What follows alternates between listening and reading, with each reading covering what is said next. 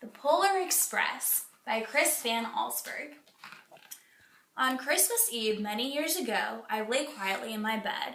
I did not rustle the sheets. I breathed slowly and silently. I was listening for a sound a friend had told me I'd never hear, the ringing bells of Santa's sleigh. There is no Santa, my friend had insisted, but I knew he was wrong. Late that night, I did hear sounds, though not of ringing bells. From outside came the sound of hissing steam and squeaking metal. I looked through my window and saw a train standing perfectly still in front of my house.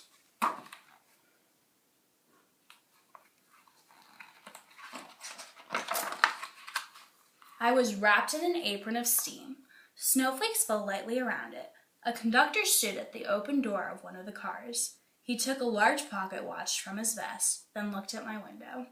I put on my slippers and robe. I tiptoed downstairs and out the door. "All aboard!" the conductor cried out. I ran up to him. "Well," he said, "are you coming?" "Where?" I asked. "Why, to the North Pole, of course," was his answer. "This is the Polar Express." I took his outstretched hand, and he pulled me aboard.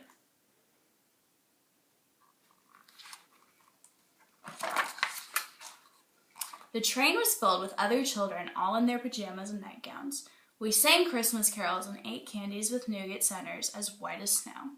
We drank hot cocoa as thick and as rich as melted chocolate bars. Outside, the lights of towns and villages flickered in the distance as the Polar Express raced northward.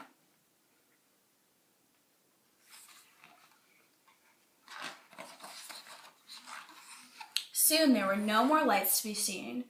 We traveled through cold, dark forests where lean wolves roamed and white-tailed rabbits hid from our train as it thundered through the quiet wilderness.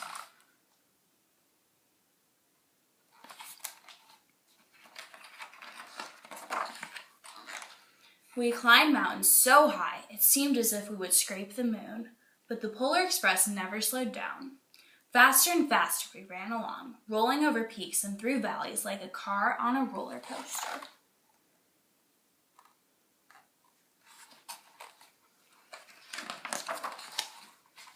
The mountains turned into hills, the hills to snow-covered plains. We crossed a barren desert of ice, the great polar ice cap. Lights appeared in the distance. They looked like the lights of a strange ocean liner sailing on a frozen sea. "There," said the conductor, "is the North Pole."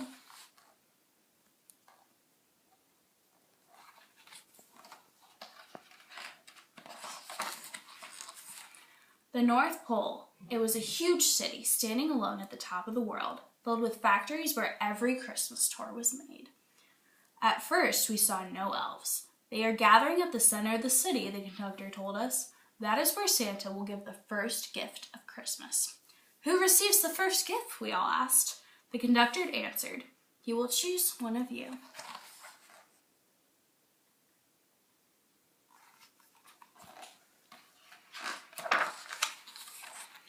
"Look!" shouted one of the children. "The elves!"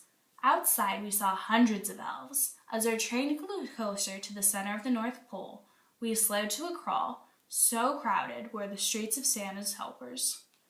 When the Polar Express could go no further, we stopped and the conductor let us outside.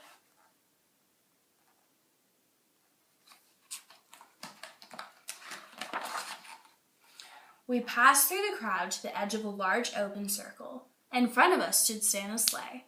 The reindeer were excited. They pranced and paced, ringing the silver sleigh bells that hung from their harnesses. It was a magical sound, like nothing I'd ever heard. Across the circle, the elves moved apart and Santa Claus appeared. The elves cheered wildly.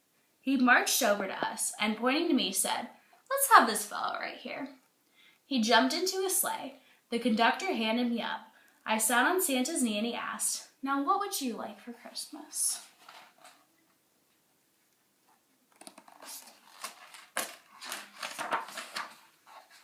I knew that I could have any gift I could imagine, but the thing I wanted most for Christmas was not inside Santa's giant bag. What I wanted more than anything was one silver bell from Santa's sleigh. When I asked, Santa smiled. Then he gave me a hug and told an elf to cut a bell from a reindeer's harness. The elf tossed it up to Santa. He stood holding the bell high above him and called out, The first gift of Christmas.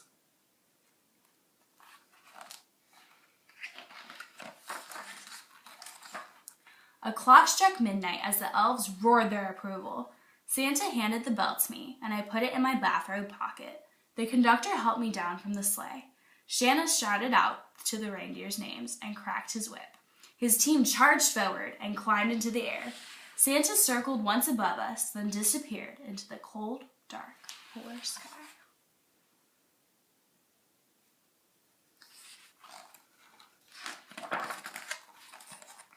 As soon as we were back inside the Polar Express, the elder children asked to see my bell. I reached into my pocket, but the only thing I felt was a hole. I had lost the silver bell from Santa Claus's sleigh. "Let's hurry outside and look for it," one of the children said, but the train gave a sudden lurch and started moving. We were on our way home.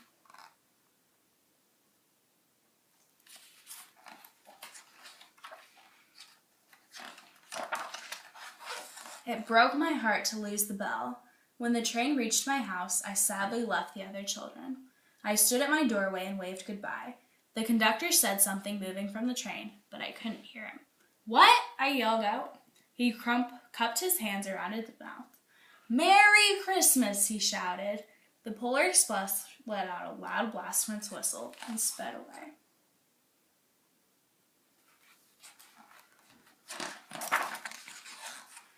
On Christmas morning, my little sister Sarah and I opened our presents. When it looked as if everything had been unwrapped, Sarah found one last small box behind the tree. It had my name on it. Inside was a silver bell. There was a note. "Found this on the seat of my sleigh. Fix that hole in your pocket. Signed, Mr. C." I shook the bell. It made the most beautiful sound my sister and I had ever heard. But my mother said, "Oh, that's too bad." "Yes," said my father, "it's broken." When I had shaken the bell, my parents had not heard a sound.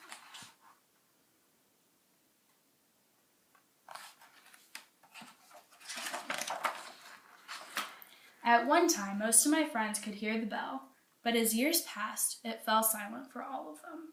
Even Sarah found one Christmas that she could no longer hear its sweet sound. Though I've grown old, the bell still rings for me as it does for all who truly believe.